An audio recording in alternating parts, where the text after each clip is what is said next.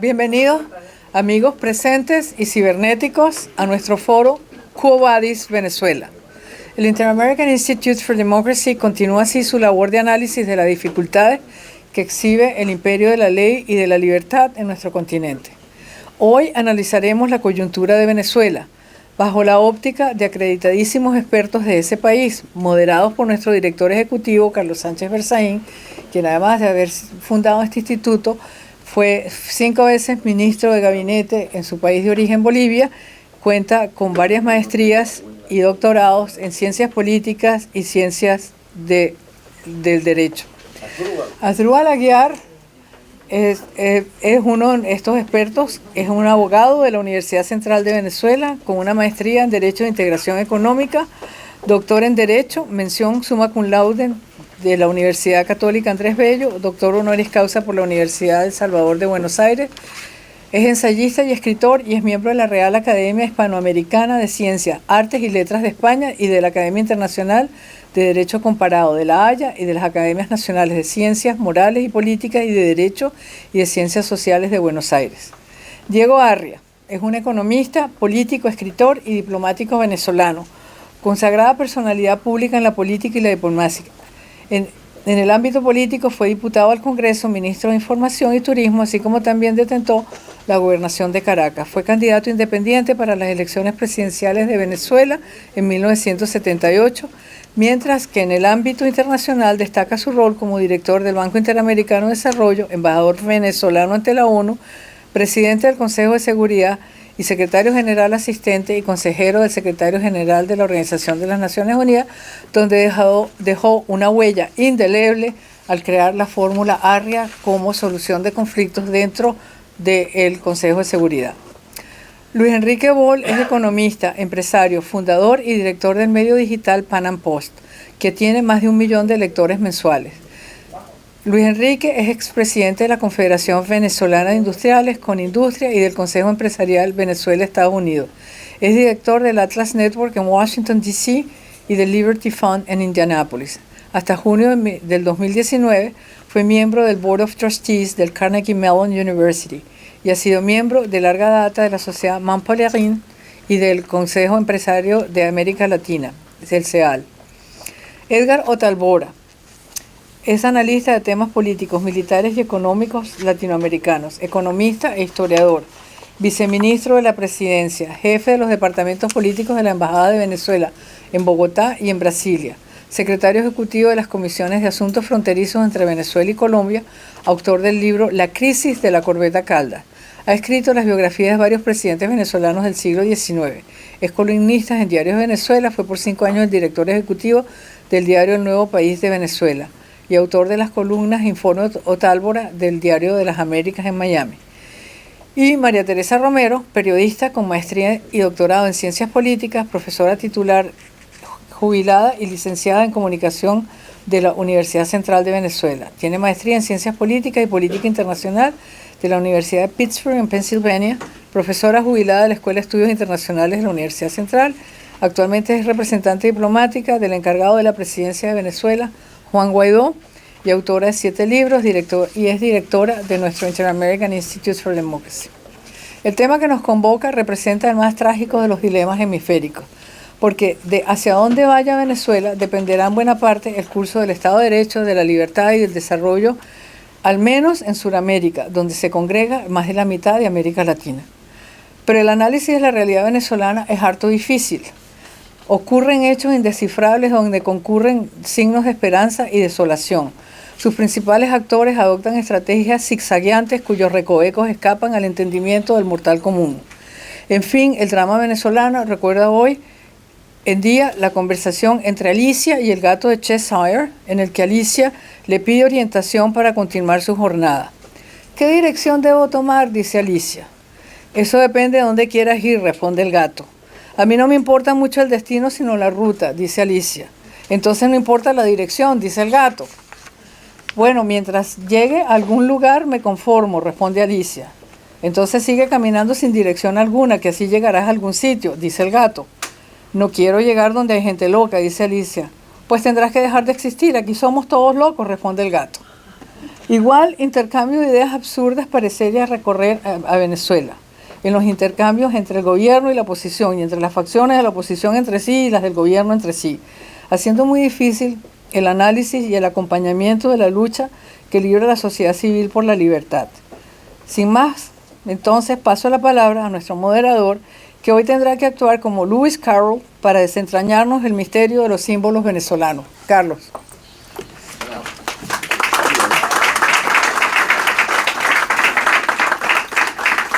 Agradezco a Beatriz, bienvenidos todos. El foro de hoy día está presidido por el embajador Armando Valladares, miembro del Consejo del Inter-American Institute for Democracy y miembro del directorio. Doy la bienvenida y agradezco la presencia de nuestros expositores, oradores, la embajadora María Teresa Romero, el doctor Asdrúbal Aguiar, el embajador Diego Asia, el doctor Luis Enrique Boll y el periodista Edgar Otalvo. Quo Vadis es el tema de este foro, Quo Vadis Venezuela.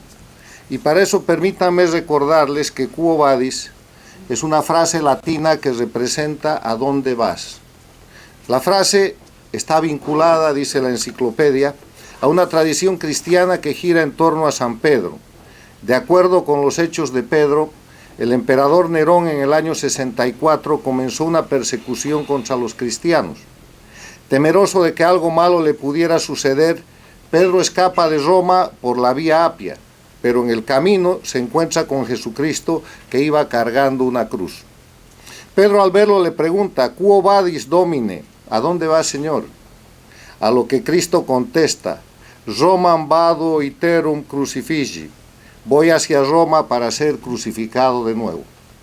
Pedro, avergonzado de su actitud, vuelve a Roma, a continuar su ministerio, siendo posteriormente martirizado y crucificado cabeza abajo. En el lugar de su martirio se levanta hoy, según la tradición, la Basílica de San Pedro en la Ciudad del Vaticano. En la cripta de la Basílica reposan sus restos. Hemos invitado nosotros, bajo esta referencia histórica, a notables personalidades venezolanas, todos venezolanos. Esta es una charla entre venezolanos, para que nos den sus ideas en un momento de gran crisis, no solo para Venezuela, sino para el hemisferio, para las Américas y para el mundo, porque el tema venezolano es un tema de alcance mundial, es un tema de una crisis política, social, económica, humanitaria que afecta a todo el mundo, y queremos escuchar de la voz de estos venezolanos notables, Quo Vadis Venezuela, como un aporte del Inter-American Institute for Democracy a una pregunta que todo el mundo se está haciendo en momentos de desesperanza, de desazón, de angustia, a los que lamentablemente esta organización de delincuencia organizada que se llama castrochavismo ha llevado a Venezuela arrastrando a otros países como Bolivia y Nicaragua bajo el liderazgo de la dictadura más antigua, que es la cubana. Dicho esto, quiero decirles que vamos a seguir el orden de precedencia alfabético, de acuerdo al apellido. No hay ninguna precedencia por mérito, porque sería imposible tomar una definición, y que cada uno de nuestros expositores va a hablar durante 10 minutos. Al término de lo cual, si es necesario, vamos a ceder brevemente la palabra al público, porque muchos de nuestros expositores después tienen compromisos en programas de televisión en directo. Dicho esto, me permito invitar al doctor Asdrúbal Aguiar para que haga uso de la palabra. Bienvenido, Asdrúbal, y gracias nuevamente. Gracias, querido Carlos.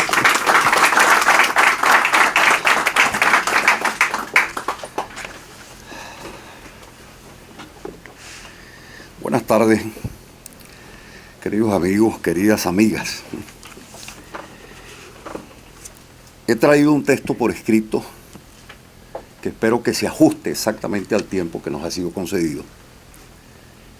Y lo hago por escrito justamente porque se trata de una cuestión muy compleja, sobre la cual no quiero improvisar, y lo que dejo por escrito lo dejo como producto de una reflexión muy larga y detenida que ya lleva casi 20 años.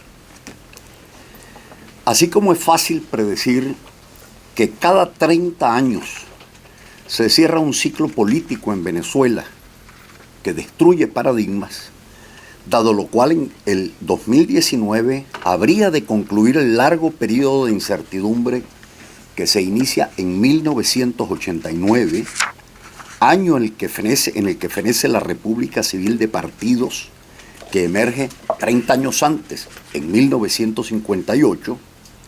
Es audacia irresponsable querer fijarle contenidos anticipados a lo que luego habrá de ocurrirnos, o preguntarnos hacia dónde vamos.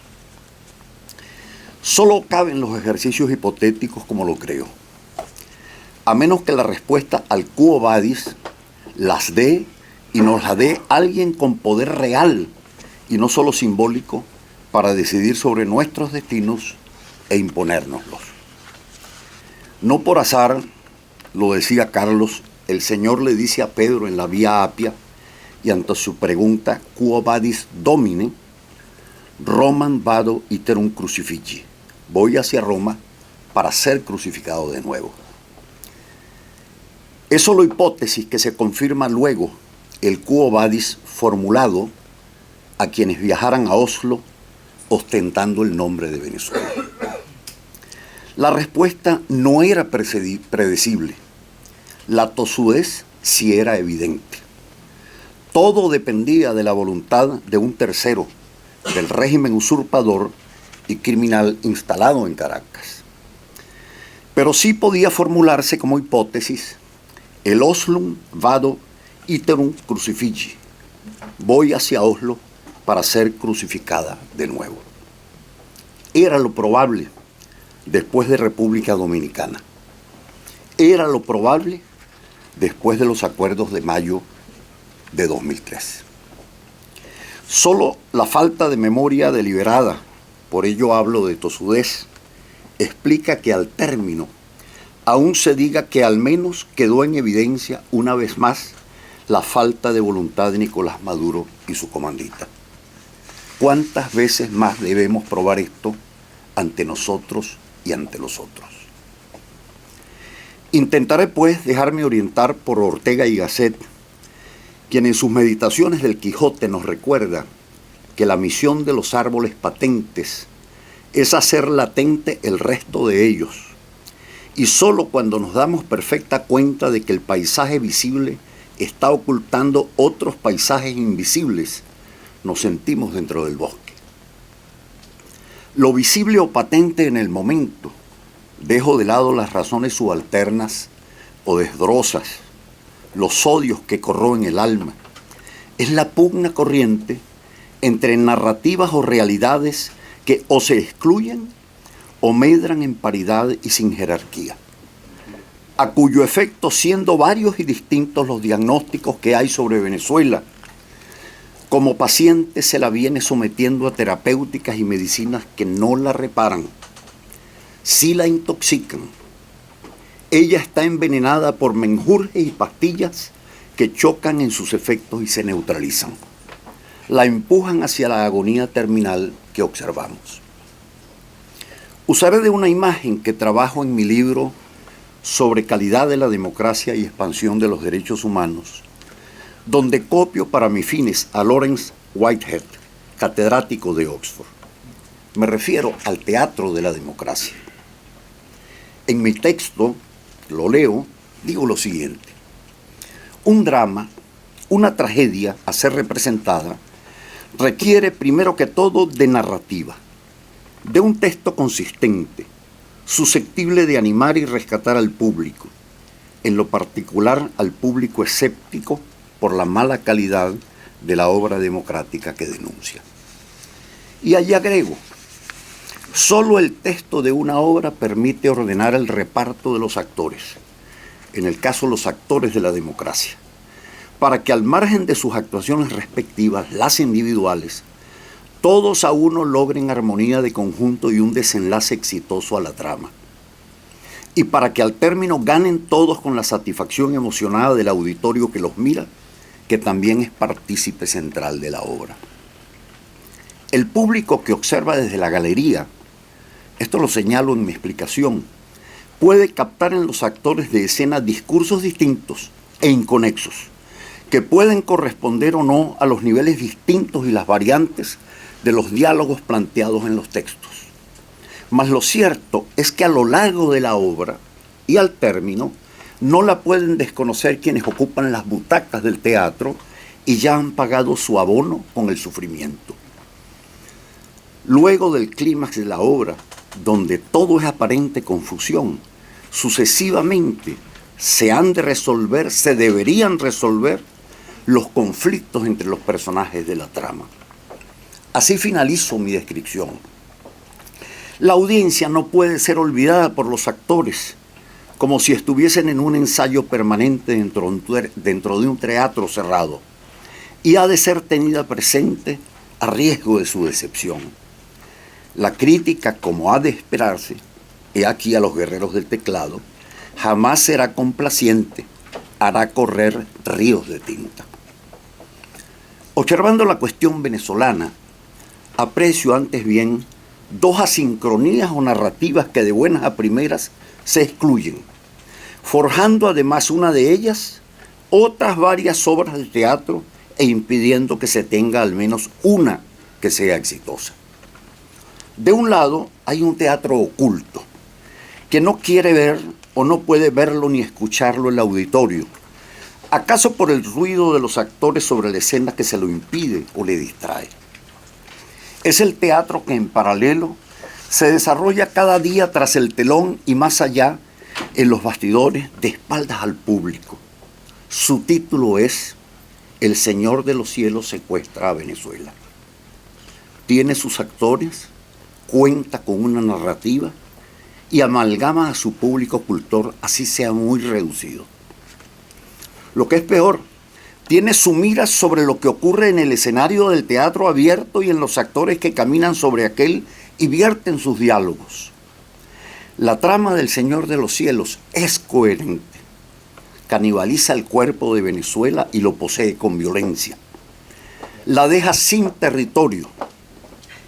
Expulsa a sus hijos dejándolos huérfanos y le quita la autonomía de la voluntad. La infesta con sus drogas y crímenes. Y en cada obra, cada noche, mata al Estado y a la nación venezolanas. Esa obra avanza. Se repite de modo constante mientras el público acude a la otra, a la obra de la democracia y en el teatro de la democracia. Pero con un pero, no se trata esta, como lo digo, de una obra, sino de varias, que se escenifican a la vez y sobre el mismo escenario. Sus narrativas y tramas son varias y distintas, tanto que confunden al público dentro del teatro y no logran captar su atención, menos sumarlo para que se haga parte activa de la representación. Esas obras varias que están en el escenario abierto tienen sus títulos, tienen sus diálogos propios. Uno, La Casa Amarilla o Aquí no pasa nada. El otro, Cese de la usurpación, gobierno de transición, elecciones libres. Un tercero, que acaso resucitaría a José Ignacio Cabrujas, Caja de Gatos, o Encuentro entre socialistas en Barbados. Esta explicación pedagógica, en modo alguno busca aliviar las penalidades de la tragedia que comento y sufrimos los venezolanos, los de la diáspora hacia adentro, los de la diáspora hacia afuera, y para provocar hilaridad en quienes me escuchan con paciencia. Pretendo, sí, y esto pretende, mostrar el bosque más allá de los árboles, sobre todo cuando hace apenas pocos días se ha presentado en el teatro un visitante ilustre, acucioso, muy observador y veterano, Gustavo Tarre Briceño. Aprovechando el intermedio, nos ha dicho y revelado que mientras asistimos a la ficción constitucional y la confusión democrática representadas a la vez y de modo anárquico en el mismo teatro, cumpliendo como cometido la distracción, tras bastidores ocurre otra obra mefistofélica. El Señor de los Cielos prepara en ellos su culmen magistral, la voladura de todo el teatro. Este aquí lo importante y la enseñanza que quisiera dejarles a beneficio de inventario. Todos a uno de los venezolanos, incluidos nuestros actores políticos, todos, con sus debilidades o particularidades conocidas, son víctimas de un secuestro o plagio, como lo fueran en su momento Ingrid Betancourt y Clara Rojas bajo la FARC durante el cautiverio al que se vieron sometidas. Pedirles arbitrar sobre sus liberaciones y mediante una ficción de consensos, más que un desatino, hubiese sido una estupidez para las fuerzas del orden colombianas que las liberaron. Por su misma situación, solo cabía esperar de ellas que viviesen su infierno amedrentadas, parceladas sus perspectivas, a ratos rabiosas o desesperanzadas, o como ocurre con todo plagio, para soportarlo, una u otra buscaban congraciarse con su verdugo en la selva profunda, o pensaban a ratos en inmolarse y enfrentarlo con coraje. Los venezolanos, por voz de tarde, le hemos dicho a los responsables de la seguridad colectiva regional, mientras otros gobiernos se debaten entre narrativas y escenarios que les separan, el Grupo de Lima, el Grupo Internacional de Contacto, el Mecanismo de Montevideo, España, Noruega, y paremos de contar con sus teatros y sus actores, sobre la realidad cruda que cargamos a cuestas y que está haciendo la diferencia. Ella corta las aguas desde una perspectiva real y abre el telón y muestra su trastienda. Grupos criminales, narcoterroristas armados, concertados, aliados incluso con fuerzas militares extranjeras, incluidas algunas extracontinentales, amenazan desde un Estado con actos de agresión varios, no solo a sus vecinos, sino a quienes desde adentro o desde afuera no les toleran o les niegan impunidad, comprometiendo la paz y la seguridad hemisférica.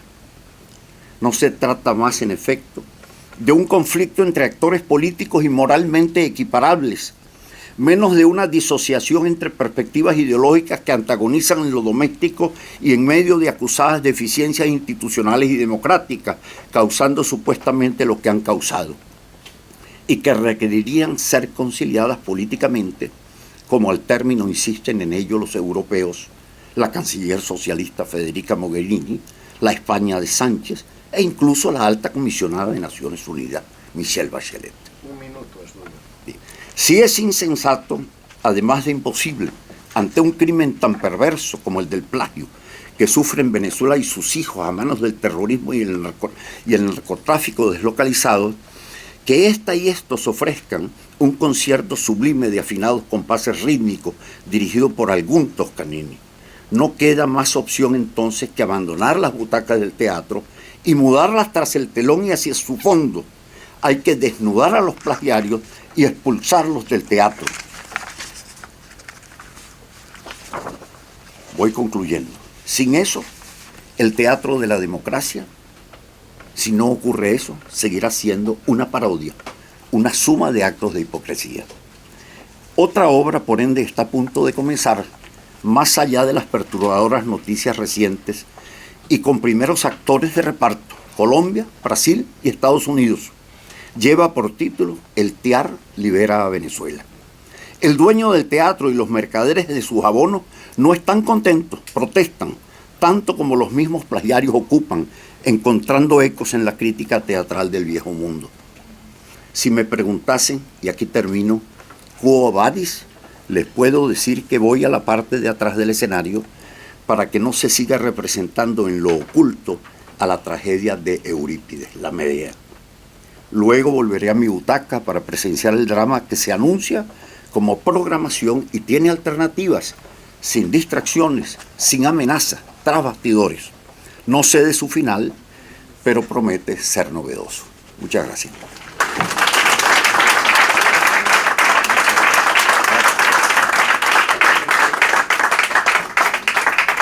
Gracias, doctor Aguiar. Quiero saludar especialmente a los miembros del directorio del Inter-American Institute for Democracy que están aquí presentes, don Óscar García Mendoza, Rodrigo Arboleda, María Fernanda Egas, Luis Beltrán Guerra, e invitar al embajador Diego Arria, que es también miembro de nuestro consejo y del directorio, a hacer uso de la palabra.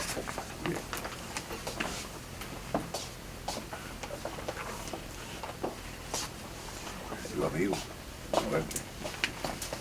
Gracias, presidente.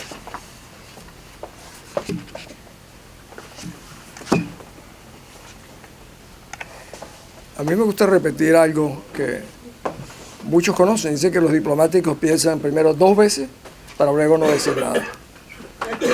Y como ya yo no soy diplomático, voy a intentar decir un par de cosas. Pero primero veo a un gran venezolano, entre muchos acá, que es Toby Botón. Toby tenía Beneconomía, que hacía permanentemente ese quo vadis a los venezolanos.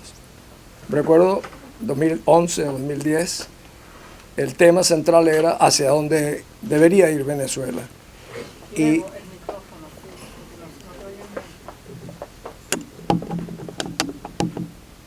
Toby convocaba a empresarios, académicos, todos los años, a un ejercicio que se dejó hacer en el país, donde Toby pensaba de una manera independiente, global, y yo me permito ese agradecimiento personal, Toby.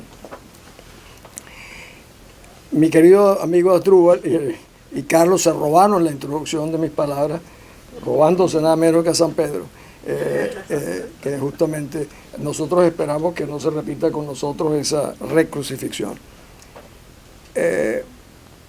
Había un poeta que decía: soy un idealista, no sé dónde me va a llevar el idealismo, pero estoy en camino. Ese era Carl Sandburg. Pero eso es lo que puede decir un poeta. Eso no lo pueden decir los dirigentes políticos, que simplemente vayan en camino.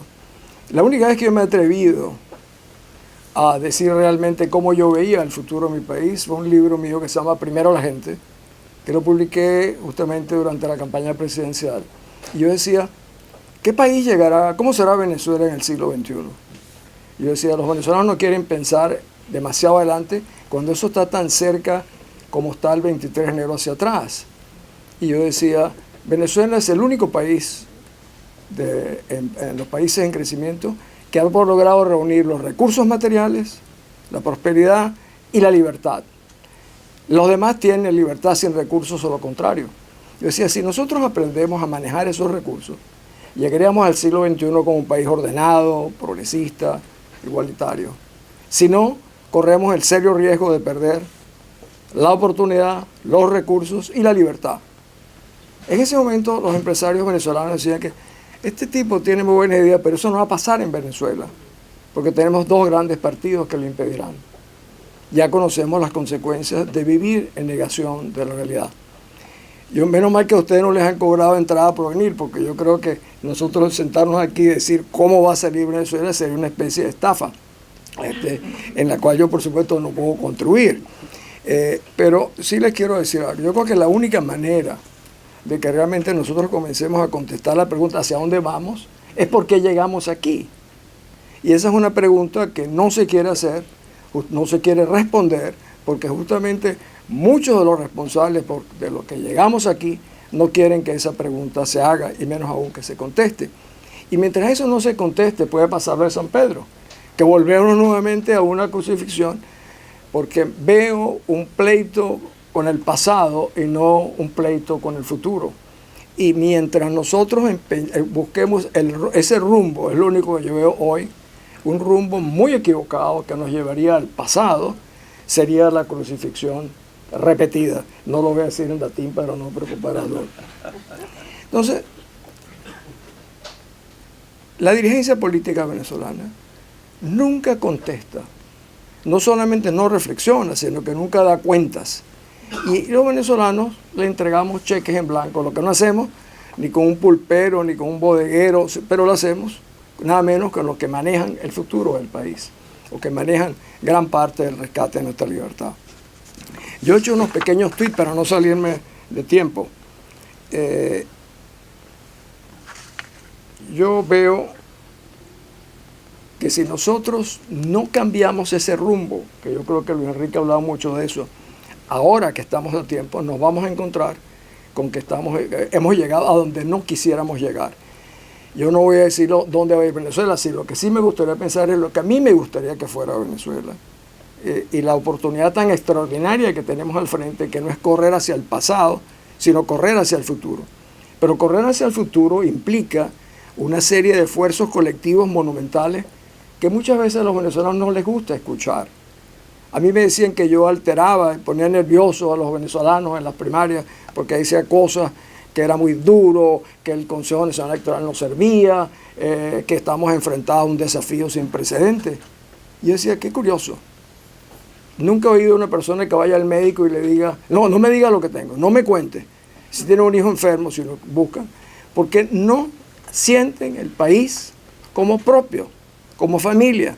Si sintieran el país como familia, no tendría que alterarse por las cosas que se discutan y se debatan, que son las que hacen posible reencauzar al país. No.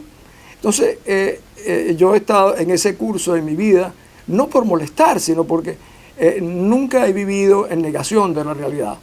Y eso que yo decía al principio en mi libro, no es porque yo era más inteligente, no, simplemente me daba cuenta de lo que tomaba nota y veía lo que estaba corriendo a mi alrededor y me atrevía a decirlo. Hay un permanente ejercicio de negación de la realidad nuestra en la dirigencia política, para mí sumamente peligrosa. Sumamente peligrosa porque le impide justamente advertir no solamente los riesgos, sino también advertir las oportunidades. Creo que nunca Venezuela estaba enfrentada a una peor situación, pero nunca hemos estado en el mundo ante las perspectivas más extraordinarias de transformaciones, de cambio. Y sin embargo veo que hay una obsesión exclusiva en lo electoral. Yo ayer leía la primera ministra de Nueva Zelanda y la de Australia han ahora ideado un nuevo presupuesto para el país donde hablan del bienestar, un presupuesto basado en el bienestar. Eso es algo completamente revolucionario. Pero eso aparentemente como que no nos interesa. Nos interesa seguir, por ejemplo, algo que llamamos un plan país, que yo no lo conozco. Los canadienses, cuando decidieron hacer un plan país años atrás, pasaron meses convocando a todo Canadá en encuestas formales a fondo para ver qué tipo de inquietudes, qué tenían los canadienses en el alma, qué querían, qué aspiraban, qué desafíos, para luego entonces trazar. Yo creo que eso es lo que nosotros tendríamos que hacer en nuestro país. Lamentablemente no lo hacemos.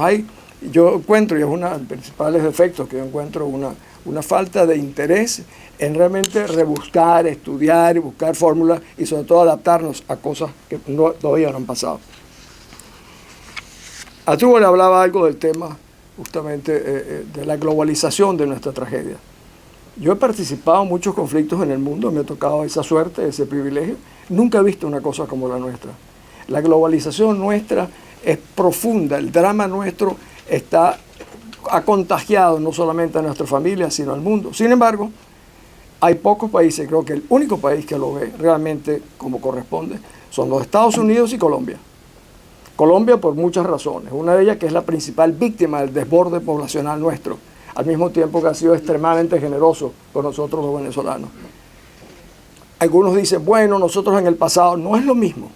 En Venezuela recibimos a los colombianos a lo largo de muchísimos años, mientras que los colombianos nos han recibido de un solo golpe 1,5 millones de personas en 2 o 3 años. Eso demuestra una dimensión del alma colombiana y a veces, para mí, extraordinaria. Como dentro de esa globalidad nuestra, el único presidente de los Estados Unidos que realmente se ha comprometido es Trump.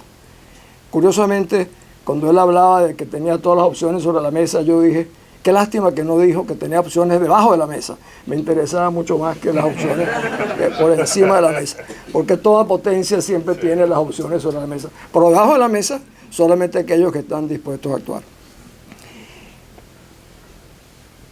Yo quisiera tal vez reflexionar un minuto con ustedes algo que a mí me preocupa muchísimo, que es la ausencia para mí de valores. Todavía yo no he oído una reflexión nacional, qué tipo de sociedad, de país queremos, cómo lo queremos y qué sacrificios estamos dispuestos a hacer. Yo me la he pasado diciendo, Venezuela, y suena muy bien, Venezuela no saldrá en partes, o sale toda o no sale.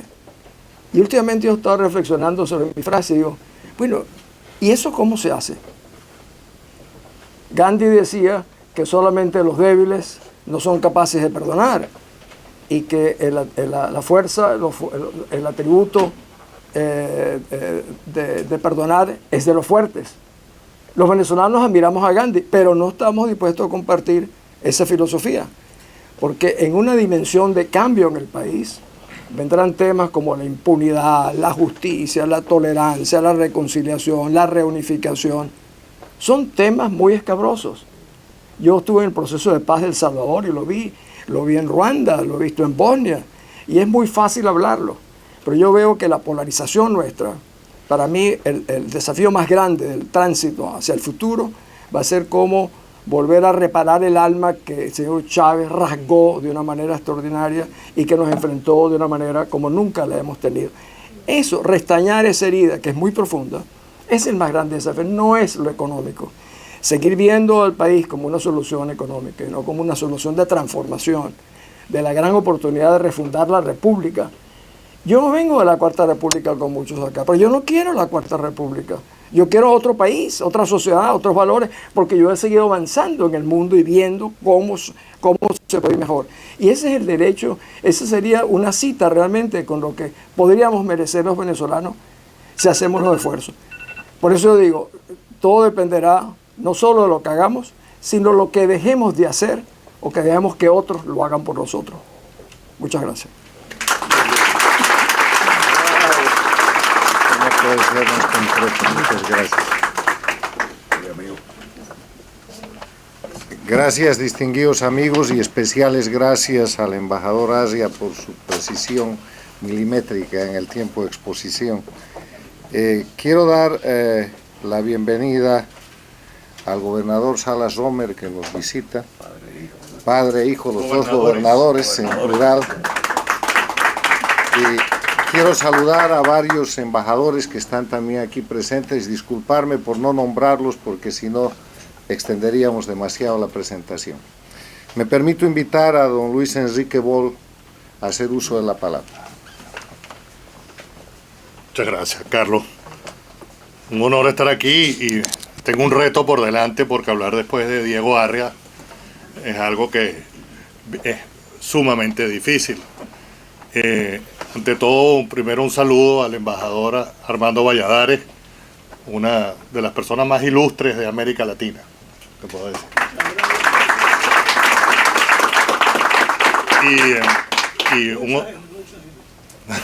No exagero, no exagero.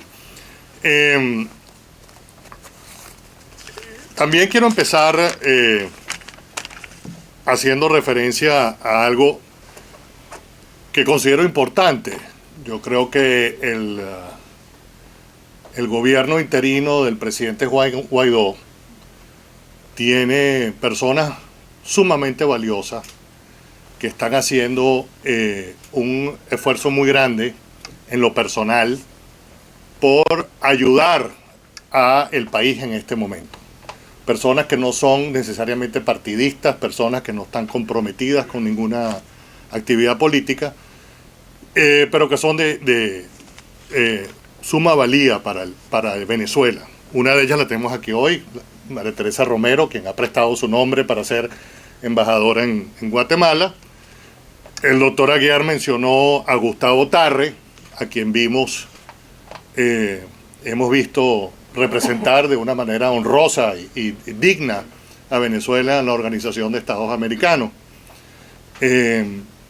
Cuando pensamos en el Quo Vadis Venezuela, yo creo que eso fue un paso adelante en ese hacia dónde vamos, en lo que ocurrió en estos días con el TIAR, y la defensa y las palabras del doctor Tarre yo creo que han sido algo que nos dio cierta causa de optimismo en estos días. Y quería empezar por reconocer, así como el doctor Tarre, como María Teresa y otros venezolanos, en el gobierno que tenemos interino, en los cuales confiamos y seguiremos confiando. Son personas de gran valía. Yo hablo en estos temas de políticas públicas como un asomado.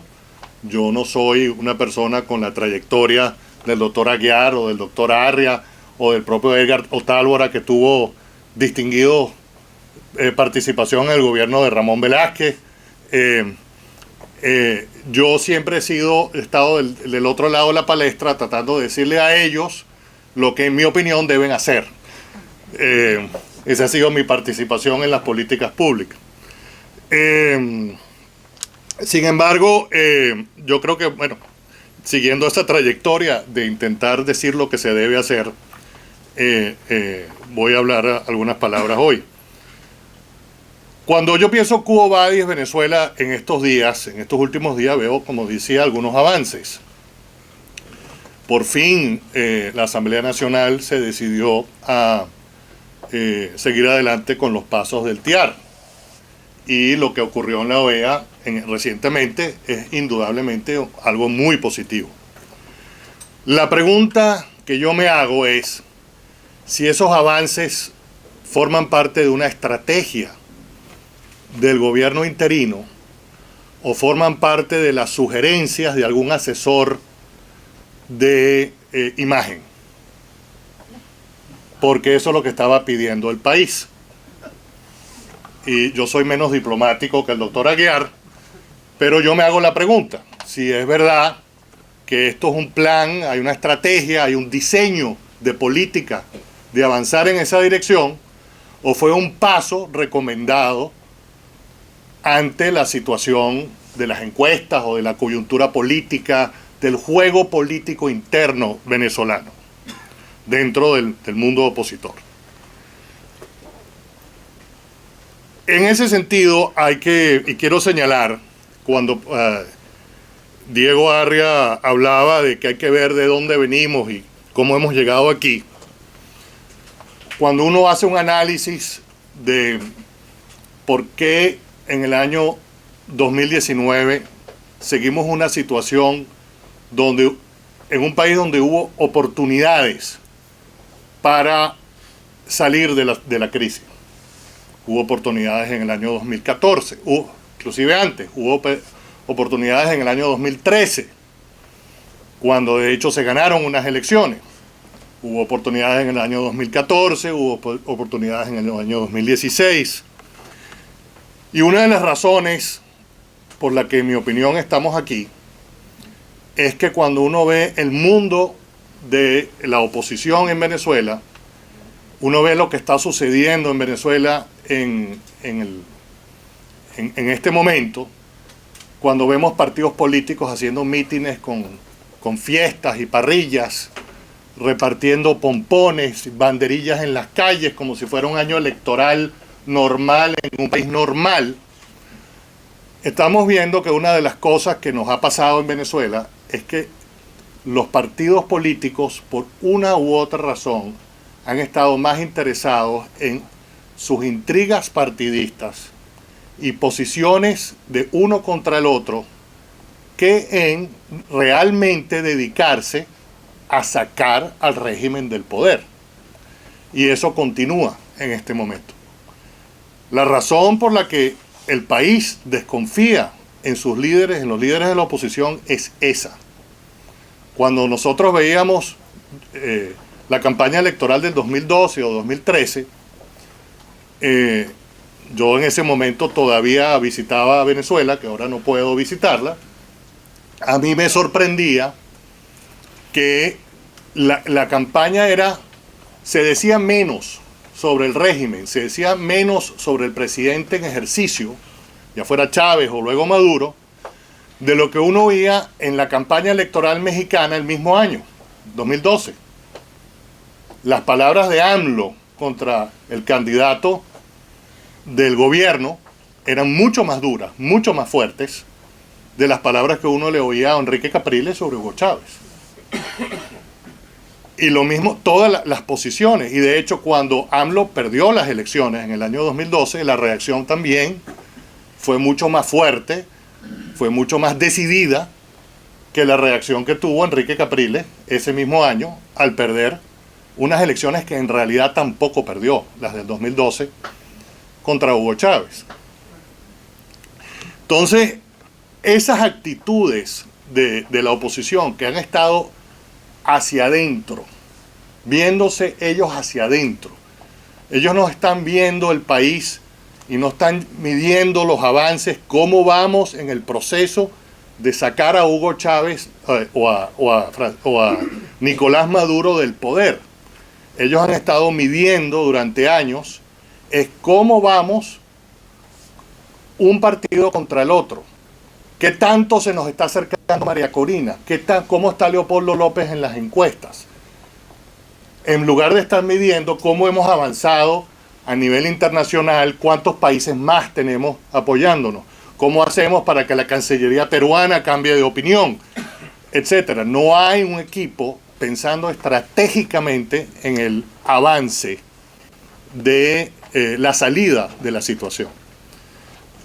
Un ejemplo patético fue en enero del 2015, cuando se toma posición la nueva asamblea, cuando se sabía que el Tribunal Supremo, luego ilegítimo, del régimen, o ya ilegítimo, porque ya tenía unos magistrados nombrados ilegítimamente, iban a retirar a los diputados del Tamacuro, ya se sabía que eso iba a ocurrir, cuando el actual canciller de Venezuela, canciller del legítimo de Venezuela, Julio Borges, declaraba sobre las prioridades de esa nueva asamblea. Justo antes de tomar posesión en la asamblea, él hablaba de una nueva ley de inquilinato, de un financiamiento de viviendas, temas económicos, y ni siquiera se mencionaba el proceso legal, ya fuera para declarar ilegítimo a Maduro, para declarar la ausencia en el cargo del presidente de la República.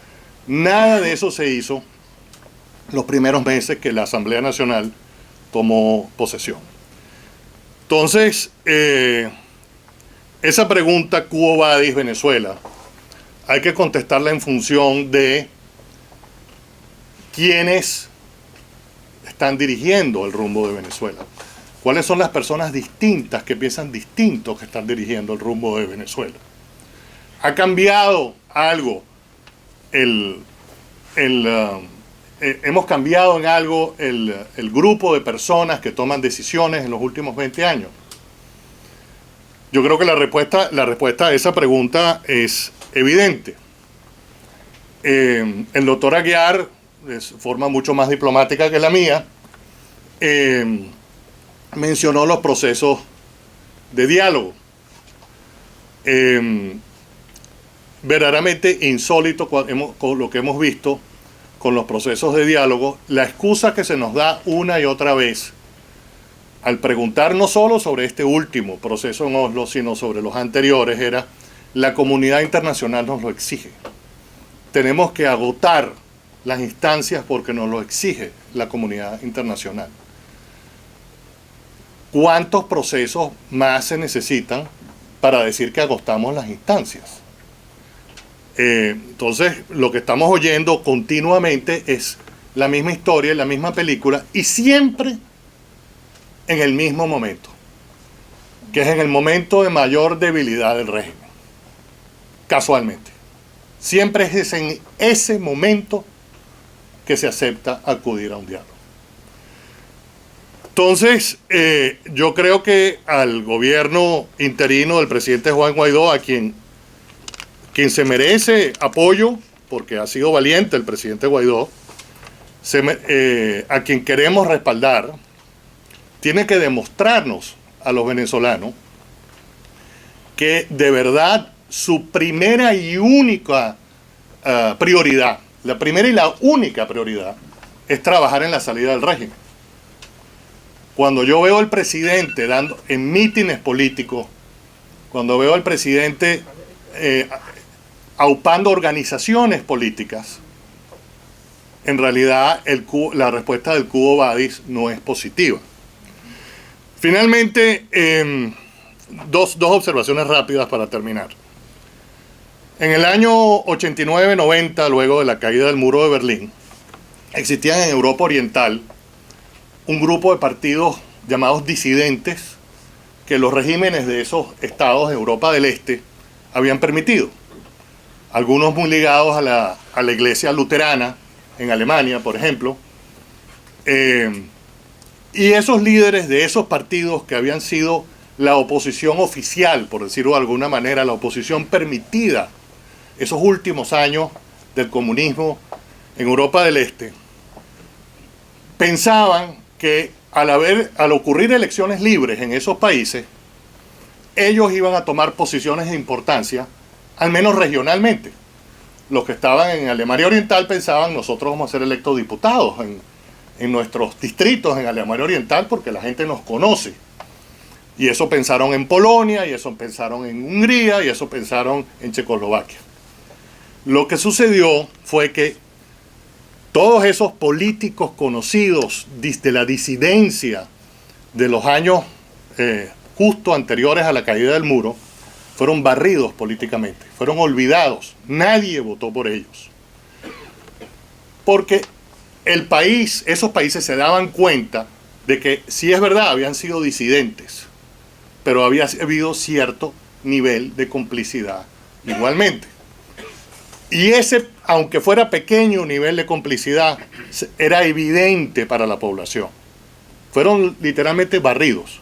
Ninguno de ellos logró obtener un cargo público después de 1989 y luego se supo que algunos, no todos, habían sido informantes, por ejemplo en Alemania, para la Stasi, etcétera, siendo líderes de supuestos movimientos disidentes. Digo esto porque nuestros líderes políticos en Venezuela deben reflexionar. Algunos de ellos están defendiendo organizaciones o posiciones que en realidad están básicamente, para todos los efectos prácticos, muertos, son unos zombies. En el momento que en Venezuela haya elecciones libres, no van a sobrevivir. Y eso tenemos que darnos cuenta. Algunos de nosotros, inclusive internamente, le damos mucha importancia a algunos de ellos. No, estos representantes del partido X o del partido aquel, se reparten los cargos, etcétera, inclusive en el gobierno interino, pero son básicamente zombies. En el momento que Venezuela, el régimen cambie, van a dejar de existir como organización política. Eso es una reflexión. La segunda reflexión sobre este tema tiene que ver con algo que el embajador Arria lo mencionó. Él decía, no tenemos que ser excesivamente economicistas al pensar en el futuro de Venezuela. Yo creo que eso es cierto. Evidentemente las naciones son algo más que la economía. Evidentemente Venezuela se va a poder recuperar en algún momento. Tenemos los recursos naturales, siguen siendo enormes, y tenemos los ejemplos de lo que han ocurrido en otros países. Quien visitó Perú en 1989 recordará el estado que estaba esa nación, y quien haya estado en Perú recientemente se dará cuenta que un país doblegado totalmente como estaba el Perú en 1989 pues se pudo recuperar. Entonces el tema de la economía, los países se pueden recuperar con medidas muy sencillas, pero algo que tenemos que tener en cuenta es que el tiempo de esa recuperación sí tiene que ver mucho con la economía. El tiempo de esa recuperación. Venezuela tiene una situación, lo hablaba con Carlos Sánchez Berzaín hace un rato. Venezuela tiene una situación que jamás se pensó ver en país alguno en América Latina. No solamente la inflación le ganamos con creces a la Bolivia de los años 80, pero con creces, yo creo que con 3 ceros de adición le ganamos a la Bolivia de los años 80, sino que tenemos la situación donde es un país donde un diabético no puede comprar insulina en una farmacia. No existe. Entonces, bueno, lo dejo hasta ahí. No me quiero extender en eso. Iba a decir algunas palabras más sobre la economía, pero lo dejo hasta aquí, lo dejo para las preguntas y respuestas. La reflexión que hago es que el Quo Vadis, para que el Quo Vadis, la dirección sea la correcta, no estemos como Alicia en el País de la Maravilla, caminando en cualquier dirección. Para ir en la dirección correcta se necesita tener los líderes que nos lleven en esa dirección correcta, que hasta ahora no los tenemos. Muchas gracias.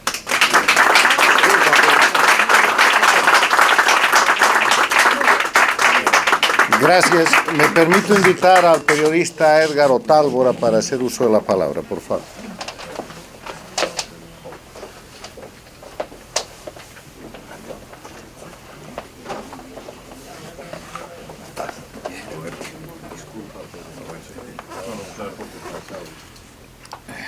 Buenas tardes. Voy a leer en aras de los 10 minutos que me concedieron, voy a saludar muy brevemente. Buenas tardes. Con eso ya eliminé 2 párrafos del texto y cuando llegue a los 12 minutos me tocan el pito, por favor. Gracias. Bien, con 2 párrafos menos. La actual Venezuela nació en 1830, cuando las élites de las ciudades del centro del país decidieron otorgarse un gobierno propio, ajeno al proyecto de mancomunidad colombiana encabezada por el general Bolívar. No me cuenten el tiempo de cambiarme los lentes.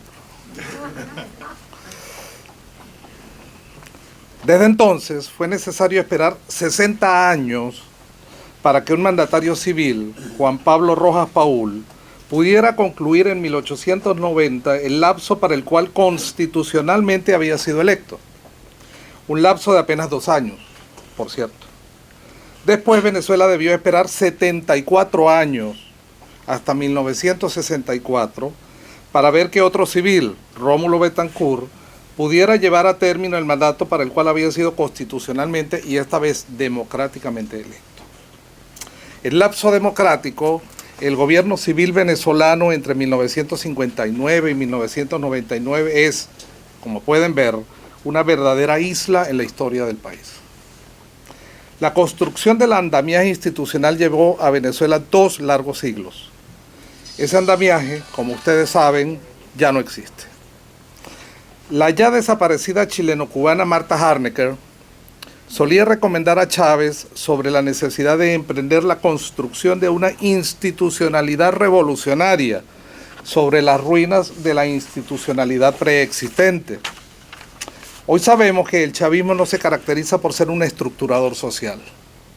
Desde 1999, el chavismo ha supuesto que el caos institucional es su espacio natural de supervivencia. Quizá por ello, unos cuantos diagnósticos sobre Venezuela tienden a equivocarse.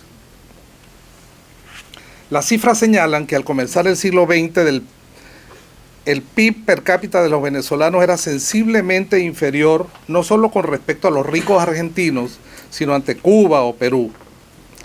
Tal como nos lo mostrara un economista caro en mi formación académica, Domingo Alberto Rangel, las señales del desenvolvimiento capitalista en la Venezuela de ese cambio de siglo se limitaban a la producción cafetalera en un curioso esquema en el cual el occidente venezolano y el oriente colombiano actuaban como un espacio económico único, altamente vinculado con el exterior y casi totalmente desvinculado con sus centros nacionales. La historia del siglo XX venezolano, y sin duda su futuro, está indiscutiblemente ligado al petróleo, a su propiedad y a su exportación. La propiedad estatal de los hidrocarburos ha sido el epicentro implícito o explícito de todos los debates y cambios políticos vividos en Venezuela desde comienzos del siglo pasado. Por un siglo, detrás de cada revolución, con el nombre que tuviera esa revolución o tenga esa revolución, ha estado el petróleo como el motivo central, el motivo de cómo disponer del ingreso petrolero. El proyecto modernizador, definido en los años 30 por una generación de jóvenes como Betancourt o Raúl Leoni, entre otros, consistía en utilizar el ingreso petrolero para crear el mercado, crear oferentes y crear demandantes. La historia de las finanzas públicas venezolanas del siglo XX muestran que todos los gobiernos, civiles y militares, se orientaron en esa misma dirección. Fumigar, abrir carreteras, crear comedores escolares, crear comedores populares, facilitar créditos a los productores, abrir escuelas primarias con comedores, secundarias para formar a los maestros, universidades en cada estado del país. Corriendo mediados de los años 70, el PIB per cápita venezolano superaba con creces a los de México, Argentina o Brasil. El papel del Estado es otro de los asuntos que un proyecto del país futuro tendremos que afrontar. No deja de ser una curiosidad historiográfica que Betancur y Fidel Castro coincidieran en Bogotá en abril de 1948. El venezolano, en calidad de expresidente, encabezaba la delegación oficial a la Conferencia Panamericana. El cubano no se sabe muy bien qué hacía en Bogotá. Por aquellos días, el Partido Conservador Colombiano acusó injustificadamente a Betancur de ser el promotor de la violencia desatada tras el asesinato de Jorge Eliezer Gaitán, acusándolo de haber ingresado armas y agentes de contrabando a Colombia. Para los conservadores colombianos y para el Departamento de Estado de los Estados Unidos, Betancur era comunista. Castro no aparecía en esa lista todavía. Es célebre la visita de Castro a Caracas 10 años después, en enero de 1959. Se conoce la respuesta negativa de Betancur, quien comenzaba gobierno unos pocos días después, para hacer alianza con el cubano en sus planes de expandir la revolución por todo el continente, descrita por Castro como, comillas, hacerle una jugada maestra a los gringos. Betancur dijo que no. Dos proyectos políticos, uno democratizador encabezado por Betancur y otro no democratizador, estaban en la línea de partida. La naciente democracia venezolana intentó incluso convertirse en paradigma continental y hasta propuso una guía para la diplomacia regional, buscando cercar a los regímenes no democráticos. Guía que nunca fue asumida y que los propios gobiernos venezolanos rápidamente olvidaron. En el 2000, Fidel Castro nuevamente visitó Caracas. Esa vez no llegó a proponerle alianza a Betancur, como en el 59, o a pedirle gasolina o pollos a Carlos Andrés Pérez, como en los años 70 o en 1989. El día de su partida desde Caracas, en octubre del 2000, Castro llevaba en su equipaje un documento de unas pocas páginas, denominado Acuerdo de Cooperación Integral. La materialización del pacto entre el chavismo, que recién conquistaba el poder en Venezuela, y decidía casarse con el régimen cubano en plan de protegerse y reproducirse. Debo precisar que las diversas logias que prosperaron dentro de las Fuerzas Armadas venezolanas desde finales de los años 70 y que buscaban el derrocamiento del gobierno, fuera el que fuera, como alguna vez me lo confesó Alberto Müller Rojas, tenían claros nexos externos, pero no todos ellos eran procubanos. El chavismo no nació procubano, no nació. Lo que explica que un cuadro de Cuba, como Nicolás Maduro, por ejemplo, ingresara a la periferia de Chávez solo años después de los cuartelazos del año 1992. Aprender algo de inglés, cultivar amistades en la intelectualidad estadounidense, mostrar dientes pero no morder, fueron algunas de las primeras lecciones de Castro a Chávez. Hoy sabemos que esas horas de clase resultaron particularmente caras. El chavismo aprendió de Cuba que necesitaba una red de amistades exteriores y una zona de protección política internacional. El castrismo puso a disposición de Chávez su aparato internacional y juntos se propusieron expandir su área de influencia. El PT de Lula, en el gobierno del 1 de enero del 2003, era un aliado natural. Los Kirchner, convenientemente, eran de izquierda. Evo Morales fue identificado y cultivado por La Habana como una vía para satelizar a Bolivia. Y en Ecuador era factible colocar a Correa, avalado por buenos amigos de Cuba. El caso colombiano es muy particular. Chávez ayudó a convencer a la dirigencia de la FARC sobre las posibilidades de alcanzar el poder participando en elecciones. Pienso que la reciente declaración de algunos jefes de la FARC anunciando que volvían al monte fue una postrera derrota de esa estrategia de Chávez. Esto me lleva a mencionar el tema de la nueva geografía de los narconegocios, en la cual ya ningún país de Sudamérica es ajeno. Más allá de la crónica policial, el impacto del narcotráfico en las sociedades latinoamericanas es hoy un aspecto que debe verse con especial atención como un asunto político. Pero el chavismo no se limitó a buscar amigos en el vecindario. Las alianzas militares con Rusia ya tienen más de una década operando, no son nuevas, no fue que un avión aterrizó ayer. Oficiales venezolanos se están formando en Rusia o Bielorrusia o China. Es decir, el chavismo tejió una red de alianzas con quienes en el mundo están en confrontación contra Estados Unidos y esa red está funcionando. El chavismo gobernante coincidió con una serie de cambios políticos, económicos y tecnológicos a nivel global que incluso le ayudaron a moldearse, a construir su aparato, a crear la fantasía de falsa incorporación social. El abaratamiento de las motocicletas, el bajo precio y la ampliación de las capacidades de la telefonía celular son dos elementos que creo que hay que mirarse. La economía venezolana bajo el chavismo muestra algunos lapsos de crecimiento económico de su PIB. Cuando vemos los resultados sectoriales descubrimos que los sectores que crecían eran el comercio, la banca y las telecomunicaciones. El chavismo se impuso en un país dedicado a usar la renta petrolera y el creciente endeudamiento externo para importar, usar tarjetas de crédito en el exterior y pasar el día hablando por celular y chateando. Ahora, según las cifras de organismos internacionales, más de 4 millones de esos venezolanos han migrado. Eso equivale al total de nacimientos en 8 años recientes en Venezuela. La crisis venezolana se ha convertido en un tema global. El juego político interno se ha ido confundiendo con el juego político internacional. Las tensiones internas se están retroalimentando con tensiones externas y esto hace que la respuesta a la pregunta de este evento sea aún más difícil de responder. Algunos quizás crean que Venezuela está hiperdiagnosticada.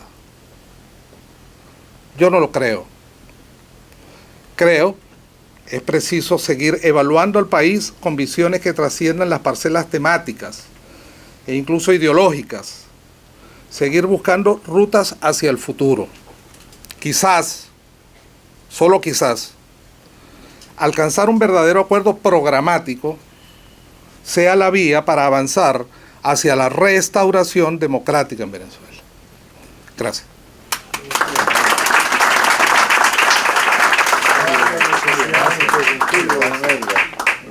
Muy bien, Gracias. muchas gracias.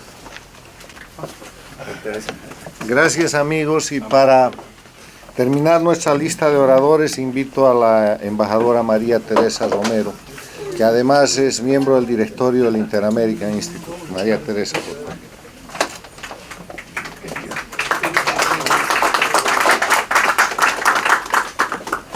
Muchísimas gracias por estar aquí. Estoy muy agradecida por todo este gran público que hoy tenemos, muy agradecida como siempre al Instituto y a todos los amigos y conocidos que hoy nos acompañan. Bueno, cuando nuestro director ejecutivo, colega y amigo Carlos Sánchez Berzaín me invitó a participar en este foro, le comenté que tratar de analizar hacia dónde va Venezuela es un ejercicio teórico válido y atractivo, que ha sido permanentemente realizado, pero es prácticamente infructuoso. ¿Quién sabe realmente hacia dónde vamos? Llevamos 20 años los especialistas haciéndonos esa pregunta y a lo más que llegamos es hacernos conjeturas y escenarios de todo tipo, sobre todo en el ámbito político, institucional y socioeconómico. Pero en realidad lo único certero es el camino que vinimos observando hace 20 años y que se ha ido haciendo diariamente. Es el del inexorable deslizamiento de Venezuela al abismo integral y destructivo de su Estado-nación. De modo que, en mi opinión, un asunto o una pregunta más bien más importante y práctica, por lo menos ahora en este momento para mí, es cómo detener y cambiar ese camino. Tarea que pasa, por supuesto, por acabar con la causa del problema, con el gran responsable de ese tránsito perverso y destructivo, es decir, con la salida del régimen militar, criminal, dictatorial, castrochavista, como ustedes lo quieran llamar, pero perverso, que nos desgobierna desde hace 20 años. Cierto, esta también es una pregunta reiterada, la que estoy yo planteando. sobre todo durante las últimas 2 décadas, entre las fuerzas opositoras venezolanas y entre los gobiernos y actores de la comunidad democrática internacional, que por su variedad apuntan a diversas estrategias, porque no solamente tenemos una comunidad democrática muy variada, sino también unas fuerzas opositoras muy variadas. Tal vez por eso mismo tiene que ser constantemente planteada, analizada y revisada esta pregunta. Es lo que pretendo hacer en esta charla con ustedes hoy. Y para simplificar y poder limitarme a los 10 minutos que me han solicitado, empiezo por señalar que podemos distinguir 2 propuestas estratégicas prioritarias que incluyen las muchas estrategias que se han venido planteando entre las fuerzas democráticas venezolanas internas y también las externas, para terminar con ese camino al abismo y con el régimen que hoy día llamamos de usurpación. Se trata de las propuestas idealistas y realistas, a mi modo de ver.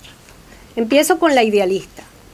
Esta propuesta es la que plantea una salida inmediata, abrupta, de raíz, no solo de Nicolás Maduro y su cúpula cívico-militar, sino de la tendencia política chavista, si es posible eliminarla toda, y del partido PSV. Además, ello debe cumplirse sin ningún tipo de negociación y por la fuerza militar, sea interna o extranjera, en virtud de la creencia de que por una forma constitucional, pacífica y democrática no saldrá del poder de una dictadura militar, criminal y asociada con otras dictaduras de izquierda radical y con grupos narcoterroristas. Solo así es posible frenar y cambiar el camino de destrucción que llevamos, y es lo que ameritan los venezolanos de inmediato que estamos sufriendo. En esta propuesta subyace un argumento que algunos califican de ético y moral, sobre todo ellos mismos lo que sienten esto. Quienes deberían ser artífices del cambio y posterior gobierno de transición y constitucional no deberían ser los partidos políticos, sean nuevos o tradicionales, que integran los partidos políticos que hacen vida en la Asamblea Nacional y que por lo general son percibidos como corruptos, populistas, colaboradores del régimen dictatorial establecido, etcétera, etcétera, etcétera. En consecuencia, y aunque no se dice abiertamente, se da a entender que la lucha opositora actual, el proceso electoral y el gobierno democrático, como el de antes y el de porvenir, deberían ser guiados por una especie de notables provenientes de las diversas áreas de la sociedad opositora venezolana y no de los políticos. ¿Por qué? Se supone, y ahí está la parte ético-moral, que hay unos mejores que otros. Unos son puros, otros no son impuros. Esa es una visión, la que yo llamo idealista. Hay otra propuesta que yo llamo realista. Esta propuesta plantea la salida del régimen madurista no necesariamente como un solo y único evento, sino como el resultado de un proceso político consensuado y acordado con los factores de poder reales. No los que deberían ser, sino los reales, los legítimos, con quienes se cuentan.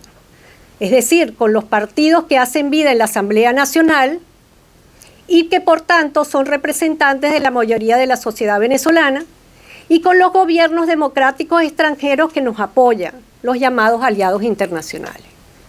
Sean estos buenos o malos, según la percepción, sean estos, pero es los que están.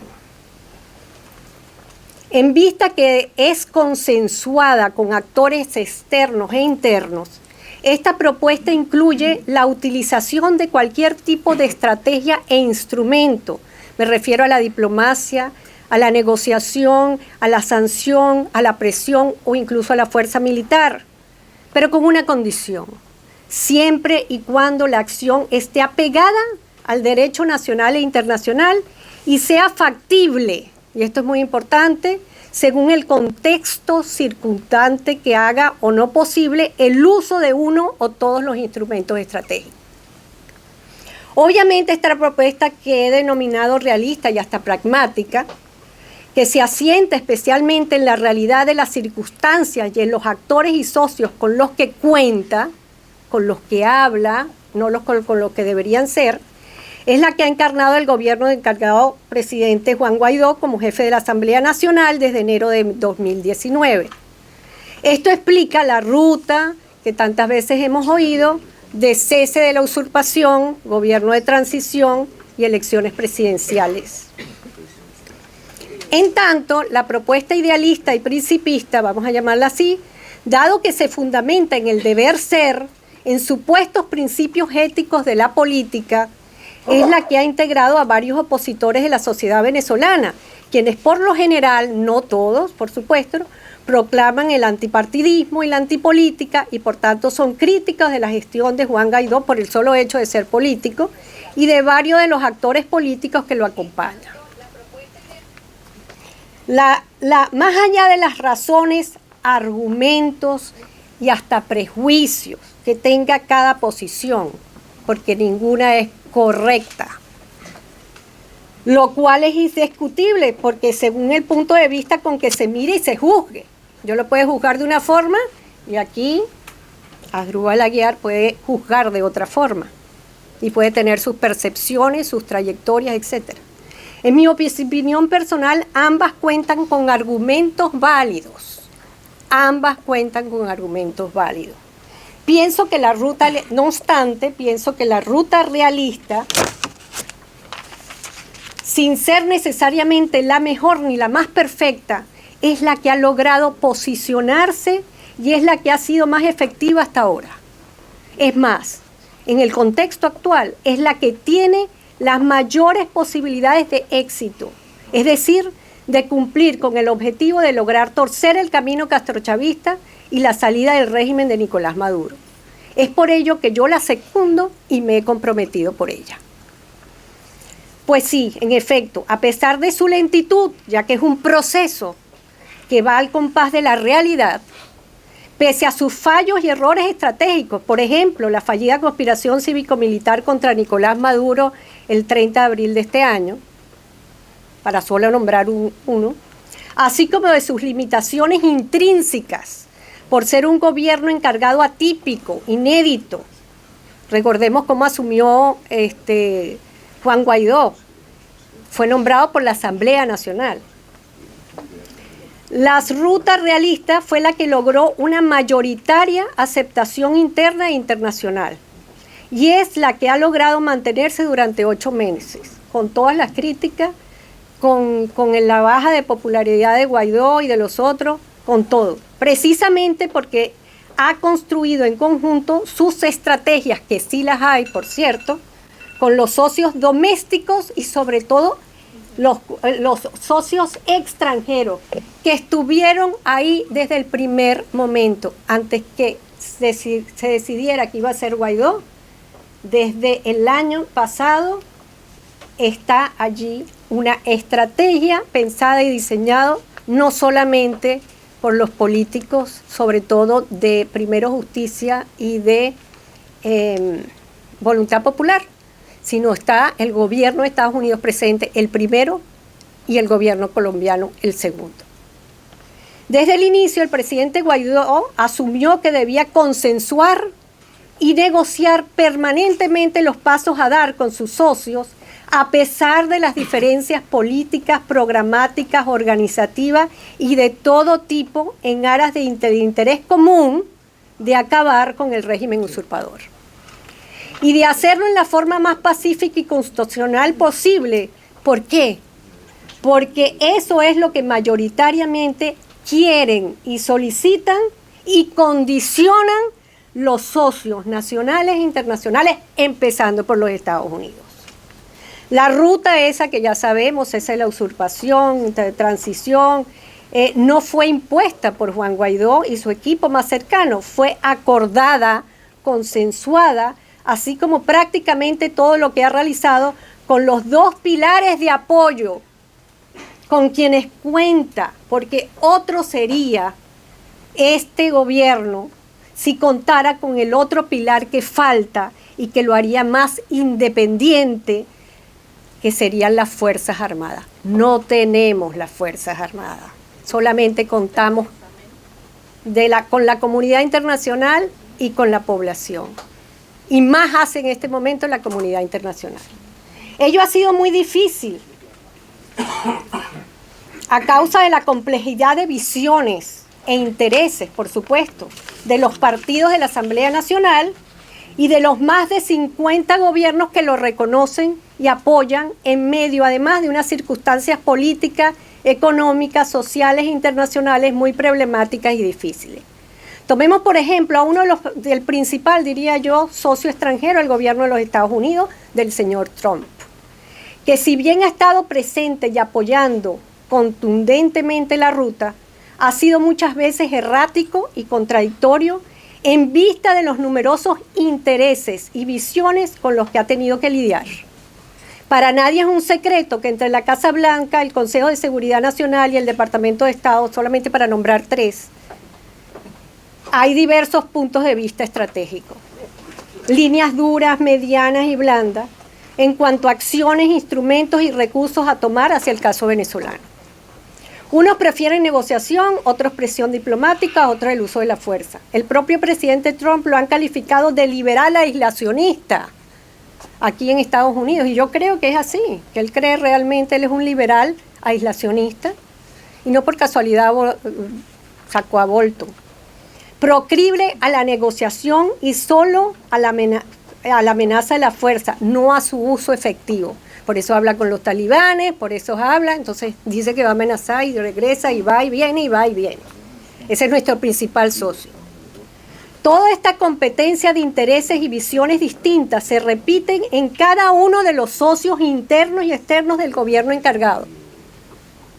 Lo que produce que el tiempo de la salida de Nicolás Maduro y sus criminales del poder haya sido más lento que lo deseable para una población que diariamente y como nunca antes sufre, muere y huye del país, mientras se derrumben las instituciones. No obstante, la ruta realista ha logrado avances importantes que podrían lograr la salida planteada y por medio de uno o varios de la gama de instrumentos y vías estratégicas que se han trazado. El cerco de presión diplomático puede fortalecerse y llegar hasta asfixiar de tal modo al régimen que éste tenga que salir en forma negociada o no. La invocación del TIAR es un gran paso que costó muchísimo lograr. Fueron meses de paciente y secreta diplomacia, porque cuando el presidente Guaidó lo planteó en febrero de este año, por cierto, él fue el primero que lo planteó, a todos los que somos de su equipo,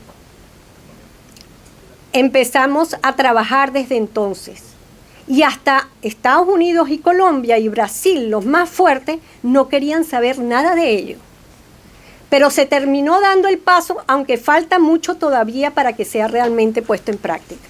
Quién sabe incluso si en un momento dado hasta esos mismos socios aceptan una acción colectiva militar, cosa de la cual no quieren ni oír nombrar. Ahora, pero las circunstancias cambian. Cierto, la ruta oposición realista no garantiza nada tampoco, ni sobre el TIAR, ni sobre la salida del poder de Maduro. Incluso puede irse consolidando el régimen como sucedió en la Cuba castrista. Eso es una verdad, hay que verla. A eso juegan los castrochavistas, y no por casualidad han apuntalado y construido una nueva oposición a su medida, mediante una mesita de negociación ahora propia con políticos traidores. Eso también es posible. Y justamente porque eso es posible, es cada vez más justo y necesario que las posiciones idealistas y realistas, de las cuales he hablado aquí, trabajen juntas y dejen de lado las diferencias que hoy en día las separan, aunque sea hasta lograr el cese de la usurpación y unas elecciones que den lugar a un nuevo gobierno. Mi ruego sincero es que en esta hora crítica de definiciones y encrucijada en que nos encontramos parados al borde del abismo y la pérdida definitiva de la República, los idealistas hagan un patriótico esfuerzo por entender, al menos entender la realidad de la ruta Guaidó, y bajen por un tiempo prudencial las banderas de la perfección la anticorrupción y la antipolítica. Pues con todas sus imperfecciones y fallas, es el presidente el cargado y el Parlamento, esos partidos viejos que no se pueden nombrar, los políticos, sobre el cual se asienta su gobierno, los que cuentan con la legitimidad constitucional y el reconocimiento de buena parte de la imperfectísima comunidad democrática internacional y del pueblo venezolano que no se queda atrás, porque somos humanos, no dioses.